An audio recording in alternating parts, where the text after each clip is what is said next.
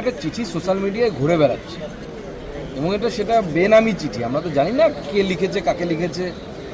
বাংলায় লেখা দেখলাম, হাতে লেখা দেখলাম। তো আমার তো মনে হচ্ছে পুরোটাই হচ্ছে গটা মমতা বন্দ্যোপাধ্যায়, কুণাল ঘোষ এবং তার সাথেই অরূপ বিশ্বাস, যার উপর করা যায় না একদম বিশ্বাস, সেই তিনজন মিলে এসব করছে। আর দ্বিতীয় কথা হচ্ছে সব ইস্তফার ললিপপ দিয়ে কিছু হবে না।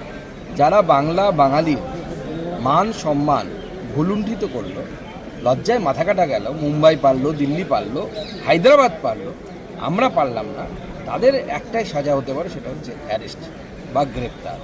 আর তার থেকেও বড় কথা, মুখ্যমন্ত্রীর পরিবারের লোকজন কী সব ব্যানার্জি, আকাশ ব্যানার্জি, ছোটো ব্যানার্জি, বড় ব্যানার্জি, সব যে ঘিরে ধরে মেসিকে ছিল, যার জন্য জনগণ দেখতে পায়নি, বাংলার যারা মেসির ফ্যান, ফুটবলের ফ্যান, তারা দেখতে পাননি, তাদের বিরুদ্ধে কে ব্যবস্থাটা নেবে? তারা কোথায় ইস্তফা দেবে? তারা কি ব্যানার্জি পরিবার থেকে ইস্তফা দেবে না কি ইস্তফা দেবে? মুখ্যমন্ত্রী কী ব্যবস্থা নেবেন তাদের? এগুলো সব হচ্ছে লোক দেখানো। যেহেতু মুখ্যমন্ত্রী ছবি তুলতে খুব ভালোবাসেন, আপনারা জানেন, সে চা বাগান হোক বা মেসির পাশে হোক, উনি তো ছবির সুযোগ কোথাও ছাড়েন না।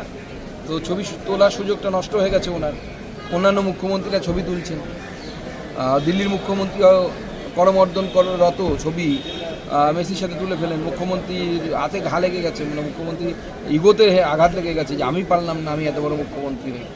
তো সেই জন্য এখন উনি এইসব ফিকিরবন্দি করছেন পুরো ঘটনা থেকে চোখ ঘোরানোর জন্য। যদি ডিজিপি দায়ী হয়, তাহলে পুলিশ মন্ত্রী দায়ী নয় কেন বলুন তো?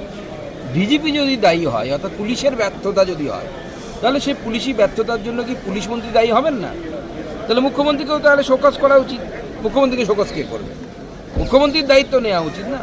আর তার থেকেও বড় কথা, পুলিশ শোকজ হয়েছে ডিজিপির উপরে, পুলিশ ভিড় আটকাতে পারেনি বা মেনটেন করতে পারেনি। আচ্ছা, যে বোতল, জলের বোতল 30 টাকার বোতল বা 50 টাকার বোতল 300 টাকায় বিক্রি হচ্ছিল, এটা আটকানো কি পুলিশের কাজ? ওখান থেকে তো পয়সা খাওয়ার, কাটমানি খাওয়ার ব্যবস্থা করেছিল এই তৃণমূল কংগ্রেস। স্ক্যানারে আছে মানে হয় বাবার বয়স ওই যে 15 বছর হয়ে যাচ্ছে, কখনো দেখা যাচ্ছে বাবা ছেলের থেকে 2 বছরের বড়।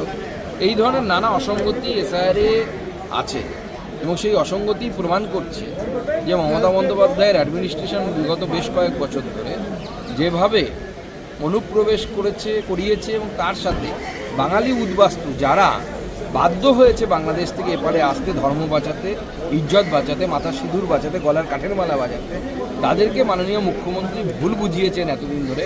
বলেছেন আপনারা তো নাগরিক, আপনাদের চিন্তার কোনো কারণ নেই, আপনারা সিএতে ফর্ম ফিল আপ করবেন না। এখন কি হবে? এখন যদি কারো নাম এসআইআর থেকে বাদ যায়, সিএতে ফর্ম ফিল আপ না করার জন্য সময় মতো, আমি এটা বারবার বলছি, অনেক দিন আগে সিএর আইন পাস হয়ে গেছে। মুখ্যমন্ত্রী মানুষকে ভুল বুঝিয়েছেন, ভয় দেখিয়েছেন যাতে কেউ সিএর ফর্ম ফিল আপ না করেন। আজকে মুখ্যমন্ত্রীর কথায় যারা বিশ্বাস করে সেই সময় সিএর ফর্ম ফিল আপ করেননি, তাদের নাম যদি এসআইআর থেকে বাদ যায়, এর দায়টা কি মুখ্যমন্ত্রী নেবেন? মমতা বন্দ্যোপাধ্যায় নেবেন কি? নাকি মমতা বন্দ্যোপাধ্যায় এমন কোনো ব্যবস্থা করবেন যার মাধ্যমে এসআইআরে তাদের নাম উঠে যাবে? দায়িত্ব তো তাকে নিতে হবে, ছাড়া হবে না, দায়িত্ব তাকে নিতে হবে। তিনি সিএতে ফর্ম ফিল আপ করতে মানা করেছিলেন, এখন তাকে দায়িত্ব নিয়ে বলতে হবে যে হ্যাঁ, আমি নির্বাচন কমিশনের সাথে কথা বলে সবার নাম ঢুকিয়ে দেবো, বাঙালি হিন্দু যারা ওপার থেকে এসেছে।